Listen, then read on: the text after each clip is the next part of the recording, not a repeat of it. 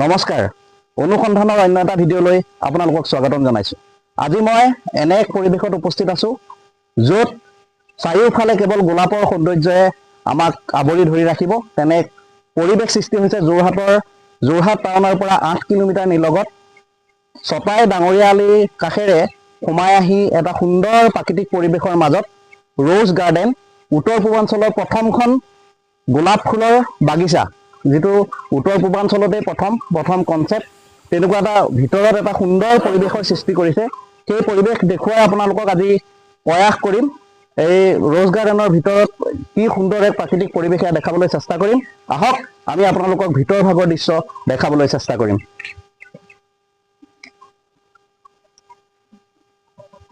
এয়া এক সুন্দৰ পৰিৱেশ, সোমাই এটা সুন্দৰ তেওঁলোকে তোৰণৰ সদৃশ ফুলেৰে সজ্জিত এক তোৰণ সদৃশ তেওঁলোকে সৃষ্টি কৰিব বিচাৰিছে। ভিতৰত এক সুন্দৰ পৰিৱেশ, এক নান্দনিক দৃশ্য, চবফালে চাৰিওফালে আপুনি প্ৰাকৃতিক পৰিৱেশেই দেখিব। আৰু প্ৰাকৃতিক পৰিৱেশৰ মাজত ভিন্ন ৰঙী, আমি জানিব পৰা মতে শতাধিক ইয়াত গোলাপৰ প্ৰজাতি আছে। সেই শতাধিক প্ৰজাতিৰ বিভিন্ন কালাৰে চাৰিওফালৰ পৰিৱেশ এক সুন্দৰ কৰি তুলিছে। এই পৰিৱেশ আপোনালোকক সামগ্ৰিক দৃশ্য দেখাবলৈ চেষ্টা কৰিম, ভিতৰ ভাগৰ দৃশ্য দেখাবলৈ চেষ্টা কৰিম। আৰু ইয়াত কি কি সুবিধা উপলব্ধ আছে, কেনেধৰণে আপোনালোক আহিলে ইয়াত উপকৃত হ'ব, সকলোখিনি আমি দেখাবলৈ চেষ্টা কৰিছোঁ। আহক আমি ভিতৰ ভাগলৈ সোমাই যাওঁ। দৰ্শকসকল, আপোনালোকক চিনাকি কৰি দিব খুজিছোঁ যিজনৰ চিন্তাৰ ফচলস্বৰূপে উত্তৰ পূৰ্বাঞ্চলৰ প্ৰথমখন ৰ'জ গাৰ্ডেন গঢ় দি তুলিলে। ইতিমধ্যে এয়া চবফালে আপোনালোকে ৰ'জেই দেখিব, গোলাপ ফুলৰ এটা সুবাসিত প্ৰভাৱে এটা প্ৰাকৃতিক পৰিৱেশৰ মাজত এটা সুন্দৰ পৰিৱেশ সৃষ্টি কৰিছে। উত্তৰ পূৰ্বাঞ্চলৰ ভিতৰত প্ৰথম, যাৰ চিন্তাত চণ্ডীগড়, কাশ্মীৰ আৰু কলিকতাৰ পিছতে আমাৰ উত্তৰ পূৰ্বাঞ্চলত প্ৰথমখন আমাৰ ডাঙৰীয়া আলিৰ নিচেই কাষতে অতি সুন্দৰ এটা পৰিৱেশ, প্ৰায় 20 বিঘা মাটিৰ এটা বৃহৎ এৰিয়া সামৰি তেওঁ এই গাৰ্ডেনখন প্ৰস্তুত কৰি উলিয়াইছে। আমি তেখেতৰ সৈতে কথা পাতিব খুজিছোঁ। দাদা নমস্কাৰ। নমস্কাৰ। প্ৰথমে আপোনাৰ পৰিচয়টো আমাৰ দৰ্শকসকলক দিব। মোৰ আচল নাম হৰেণ গগৈ আৰু ৰাইজে জিন্তু গগৈ বুলি আচলতে জনা যায়। মোৰ ঘৰ যোৰহাট জিলাৰ উত্তৰ পূব প্ৰান্তৰ বচাপথাৰ বৰগুৰি গাঁৱত। আৰু আপোনাৰ এই বচাপথাৰ বৰগুৰি গাঁওখন হ'ল আমাৰ যিখন যোৰহাট জিচ, বৰ্তমান জিচ নামে জনা যায়। আগতে বিজ্ঞান মহাবিদ্যালয় আছিলে। আৰু তাৰ ফ্ৰণ্টৰ যিটো আচলতে ঐতিহাসিক ডাঙৰীয়া আলিৰ ফ্ৰণ্টৰ পৰা প্ৰায় 1 কিলোমিটাৰ আহিলেই আমাৰ এই ৰ'জ গাৰ্ডেনখন আপোনালোকে দেখিব। আমাৰ যোৰহাট টাউনৰ ফালৰ পৰা যদি আমি আহোঁ প্ৰায় 7-8 কিলোমিটাৰ অহাৰ পিছত ডাঙৰীয়া আলি, যোৰহাট ফালৰ পৰা আহিলে বাওঁ চাইডে ডাঙৰীয়া আলি, যিটো এতিয়া নিমাতী ৰাস্তা, আমাৰ মাজুলী সংযোগী যিটো ৰাস্তা হ'ব, ৰাস্তাৰ ঠিক কাষতে হ'ব আৰু এই কাষৰ ধৰি লওক এইখন যে আমাৰ গাঁওখনৰ আচলতে পিছপৰা আছিলে। পিছপৰা বৰ্তমান এই ৰ'জ গাৰ্ডেনৰ যোগেদি যাতে এটা নতুন চিনাকি আচলতে দিব পাৰি নেকি, তাৰ এটা প্ৰচেষ্টাও চলাই আছে। ৰ'জ গাৰ্ডেন, গোলাপ ফুলৰ বাগিচা, এইটো কনচেপ্ট আচলতে আমাৰ চিন্তাৰ ভিতৰলৈ নাহে। এনেকুৱা ধৰণৰ এটা যে এনেকে ধৰণে গোলাপৰ এখন বাগিচা কৰিব পাৰি, আপোনাৰ যে এই চিন্তাটো গোলাপৰ এনেকে বাগিচা কৰি আপোনাৰ এটা ব্যৱসায়িক ভিত্তিত আপুনি লৈ যাব, এই চিন্তাটো আপোনাৰ মনলৈ কেনেধৰণে আহিলে? আচলতে ৰ'জ গাৰ্ডেন বুলি ক'বলৈ গ'লে আমাৰ অসমত নাই মানে নৰ্থ ইষ্টতে নাই। আচলতে আমাৰ যিটো ইয়াৰ ক্লাইমেট বা আমাৰ যিখিনি মাটি, ইয়াৰ মাটিখিনি আচলতে বাহিৰৰ গোলাপে মানে ইয়াত ছাৰ্ভাইভ কৰিব নোৱাৰে। সেইকাৰণে মই এগ্ৰিকালচাৰ ইউনিভাৰ্চিটিৰ লগতো এই সম্পৰ্কত কথা পাতিছোঁ। তেওঁলোকে কৈছে যে ইয়াত এইটোতো কৰিবলৈ ইমান সম্ভৱ নহয়, কিন্তু মই কৈছোঁ যে মই কৰিছোঁ, ভিডিঅ' দিছোঁ তেওঁলোকক। তাৰপিছত তেওঁলোকে কৈছে কৰিছে, কিন্তু আপুনি ভাল কৰিছে। মানে কথাটো হৈছে কি, আমাৰ ইয়াৰ মাটিখিনিত মানে এচিডিক, ইয়াৰ এচিডিক হোৱাৰ কাৰণে ইয়াৰ বাহিৰৰ গোলাপে ইয়াত ছাৰ্ভাইভ কৰিব নোৱাৰে।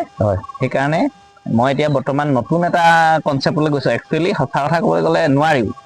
গতিকে মই শ্বেডৰ ব্যৱস্থা এটা কৰিছোঁ। মানে ধৰি লওক বৰষুণ, যিহেতু আমাৰ ইয়াত ৰ'দৰ তাপ, মানে গ্ৰীষ্মকালত ৰ'দৰ তাপটো যথেষ্ট হয়, বা যিটো বৰষুণ হ'লে হৈয়ে থাকে, যিটো মানে গোলাপৰ কাৰণে একেবাৰে অনুকূল নহয়। সেইকাৰণে বৰ্তমান মই এটা শ্বেডৰ ব্যৱস্থা কৰিছোঁ। শ্বেড দি আৰু ইয়াত যিখিনি নদীৰ যিখিনি পলস মাটিটো ভৰাই দিছোঁ। পলস মাটিটো এচিডিক মানে পৰিমাণটো কম থাকে, গতিকে এইখিনি ব্যৱস্থা কৰি গোলাপৰ কাৰণে যি উপযোগী আচলতে তাক আচলতে কৰিবলৈ চেষ্টা চলাই আছো। যিহেতু আমাৰ পৰিৱেশৰ লগত অনুকূল নহয়, গতিকে বাহিৰত মানে কেনেকুৱা ধৰণৰ কৰিব পাৰি তাৰ এটা মই কনচেপ্ট কৰি ইয়াৰ এটা যাতে গোটেইখিনিতো এতিয়া ছেট দিব পৰা সম্ভৱ নহয়, মুকলি এৰিয়াত কৰিবলগীয়া হৈছে। গতিকে আমি এটা নিৰ্দিষ্ট এৰিয়াত কৰি মাছটো খালী কৰি এটা মানে নতুন ফিল্ড দিবৰ বাবে প্ৰচেষ্টা চলাই আছো। হয়, আপুনি ইতিমধ্যে কৈছে গোলাপৰ বাবে আমাৰ ইয়াতে ৱেডাৰটো আচলতে উপযোগী নহয়, কিন্তু আপুনি সেইটো কৰিবলৈ চেষ্টা কৰিছে। আমি ভাবিছো আপুনি ইমান সুন্দৰকৈ হৈছে ই সম্পূৰ্ণৰূপে গঢ়লৈ উঠিব।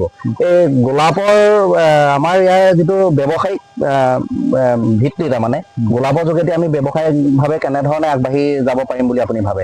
আচলতে গোলাপৰ ক্ষেত্ৰত আমি এটা গোলাপ জল বনাব পাৰো, নহয় জানো? দ্বিতীয়তে আপুনি গোলাপৰ যোগেদি আপুনি গোলাপ নহলেতো ধৰি লওক এখন গাৰ্ডেন এখন সম্পূৰ্ণ নহয়।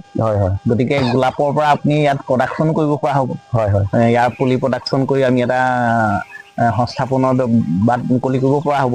আৰু তৃতীয়তে আমি ইয়াত এটা মৌ পালন কৰিব পৰা হয়। ধৰি লওক গোলাপটোতো ধৰি লওক প্ৰায় 12 মাহৰ 11 মাহেই প্ৰায় ফুল থাকেই, গতিকে কলম দিয়া মাহে ধৰি লওক ফুলটো নাথাকে। গতিকে আমি মৌ পালনৰ যোগেদিও এটা কৰ্মসংস্থাপনৰ বাট মুকলি কৰিব পাৰো। তেনেকুৱা ধৰণৰ আৰু আছে। এতিয়া আমাৰ নৰ্থ ইষ্টত যিহেতু প্ৰথম পৰ্যটকসকলৰ বাবে এটা সুকীয়া আমেজ হ'ব। যিসকল পৰ্যটকে ৰ'জ গাৰ্ডেন চাবলৈ আহিব, এনেধৰণে আচলতে গোলাপ ফুলৰ বাগিচাৰ মাজত এটা সুকীয়া মাদকতা তেওঁলোকে বিচাৰি পাব। আপুনি পৰ্যটকসকলৰ বাবে কেনেধৰণৰ কি সুবিধা ইয়াত উপলব্ধ কৰিছে? কোনোবা যদি দূৰণিবতীয়া পৰ্যটকে ইয়ালৈ আহে, ইয়াত আপোনাৰ ধৰক ৰেষ্টুৰেণ্টৰ ব্যৱস্থাটো কেনেকে ধৰণে হ'ব, বা তেওঁলোকে যদি নিজাববীয়াকে তেওঁলোকে ভাবে যে আমি যাওঁ ৰ'জ গাৰ্ডেন চাম, চাই পেলাই তাতে আপোনাৰ আমি ভিতৰতে নিজাববীয়াকে কিবা যদি পিকনিক নিচিনাকে বনাই মেলি খুৱাম কিবা ব্যৱস্থা, তেনেকুৱা ধৰণৰ আপোনাৰ কেনেধৰণে আপুনি পৰিকল্পনাটো কৰিছে সেই বিষয়ে দৰ্শকসকলক অকণমান অৱগত কৰিলে।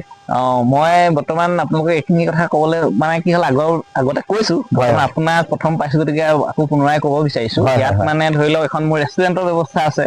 ৰেষ্টুৰেণ্টখনত আপোনালোকে আহিলে থলুৱা খাদ্যৰ জুতি ল'ব পাৰিব। থলুৱা খাদ্য আপুনি ধৰি লওক কলপাতত ভাত দি, বা আপোনাৰ ধৰি লওক খৰিচা, খাৰলি, যিবোৰ অথেনিক মানে ধৰি লওক তেনেকে ধৰণে আপোনালোকে যদি খাওঁ বুলি ভাবে, তাৰ আগতীয়াকে যদি যোগাযোগ কৰে আমি তাৰ ব্যৱস্থা কৰি দিওঁ।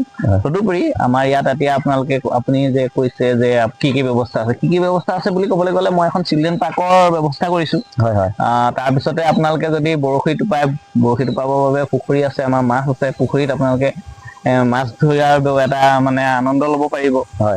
লগতে আৰু আপোনালোকে ধৰি লওক কোনোবাই বৈবাহিক অনুষ্ঠান কৰো বুলিলেও মই এটা কনচেপ্ট দি আছো। ইয়াত এতিয়া এখন এটা ধুনীয়াকে ইয়াৰ এইটো খালী কৰি দি এখন ধুনীয়া এটা ভিউ দিবলৈ গৈ আছো, মানে ফুলৰ মাজত থাকি মানে বিবাহৰ অনুষ্ঠানটো কৰিব পৰা হ'ব।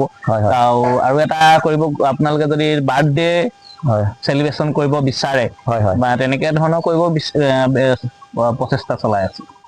অতি সুন্দৰ পদক্ষেপ। ৰ'জ গাৰ্ডেনৰ ভিতৰত আপোনালোকে ৰ'জ গাৰ্ডেনৰ এখন সুন্দৰ ৰেষ্টুৰেণ্ট আছে, ৰেষ্টুৰেণ্টৰ ভিতৰত থলুৱা খাদ্যৰ জুতি ল'ব পাৰিব। আপোনালোকক আমি ডেছক্ৰিপশ্যনত তেখেতৰ ফোনৰ নাম্বাৰ আমি দি থ'ম। আপোনালোকে যদি ভাবে যে আমি ৰ'জ গাৰ্ডেনলৈ যাম, ৰ'জ গাৰ্ডেন চাই তাতে থলুৱা এসাঁজ জুতি ল'ম, গতিকে আপোনালোকে আগতীয়াকৈ ফোন কৰি যোগাযোগ কৰিব পাৰিব। আমি ফোন নাম্বাৰ ডেছক্ৰিপশ্যনত দি দিম। এটা সুন্দৰ প্ৰাকৃতিক পৰিৱেশ, য'ত চাৰিওফালে কেৱল চৰাই চিৰিকটি মাত শুনিবলৈ পাব আপোনালোকে। ফুলৰ মাজত এটা সুন্দৰ পৰিৱেশ। আপোনাৰ ল'ৰা ছোৱালী যদি লগত লৈ আহে, আপুনি এই প্ৰাকৃতিক পৰিৱেশৰ মাজত আনন্দ মনেৰে ল'ৰা ছোৱালীয়ে খেলিব পাৰিব। নিজাকে যদি আপোনালোকে বনাই খাওঁ বুলি ভাবে, আপোনালোকে নিজে বনাই খাব পাৰিব। আপোনালোকে পিকনিক খাই থাকিব, আপোনাৰ ল'ৰা ছোৱালীয়ে এটা মুকলি পৰিৱেশৰ মাজত আনন্দ মনেৰে খেলা ধূলা কৰি থাকিব। তেনে এটা পৰিৱেশৰ আমাৰ হৰেণ গগৈ ডাঙৰীয়াই সৃষ্টি কৰি দিছে। আমাৰ বাবে সৌভাগ্য, আমাৰ যোৰহাটবাসীৰ বাবে সৌভাগ্য। অসমৰ বাহিৰৰ টুৰিষ্টটো যদি আহে, এই ৰ'জ গাৰ্ডেনৰ এটা সুন্দৰ পৰিৱেশ দেখিবলৈ পাব, ইয়াত থলুৱা আহাৰৰ জুতি ল'বলৈ পাব। গতিকে তেনে ধৰণৰ এটা পৰিৱেশ সৃষ্টি কৰিছে। আপোনালোক সকলো আহিব, আহি পেলাই ৰ'জ গাৰ্ডেনত এখন্তেক নয়ন জোৰাই আপোনালোকে পৰিৱেশ চাব, এসাঁজ এখিনি খাব। আৰু আমাৰ যুৱ উদ্যোগী যোৰহাটৰ বাবে যি এক সুন্দৰ প্ৰচেষ্টা হাতত লৈছে, এখন ৰ'জ গাৰ্ডেন আনি আমাৰ গৌৰৱ সৃষ্টি কৰিব বিচাৰিছে, তেখেতকো সহযোগিতা আগবঢ়াব। আমি তেখেতক ধন্যবাদ জনাম। তেখেতে যাতে এয়াই ৰ'জ গাৰ্ডেনৰ জৰিয়তে আগবাঢ়ি যাব পাৰে। নিজৰ লগতে 10জনক সংস্থাপন দিয়াৰ তেওঁ ব্যৱস্থা কৰিছে। 20 বিঘা মাটিৰ এটা বৃহৎ এৰিয়া আপোনালোকে আমি ভিডিঅ'ত ক'লে আপোনালোকে অনুমান কৰিব নোৱাৰিব। ইয়ালৈ যেতিয়া আপোনালোক আহিব, এই মনোৰম পৰিৱেশৰ মাজত আপোনালোকে নিজকে যেতিয়া বিলীন কৰিব, তেতিয়া অনুভৱ কৰিব পাৰিব কি এটা সুন্দৰ পৰিৱেশ। আপোনাৰ অন্যান্য দিশলৈ মনত নপৰে, এই প্ৰাকৃতিক পৰিৱেশলৈ আপোনালোক আহক আৰু এই ৰ'জ গাৰ্ডেনৰ প্ৰাকৃতিক সৌন্দৰ্য আপোনালোকে উপভোগ কৰক।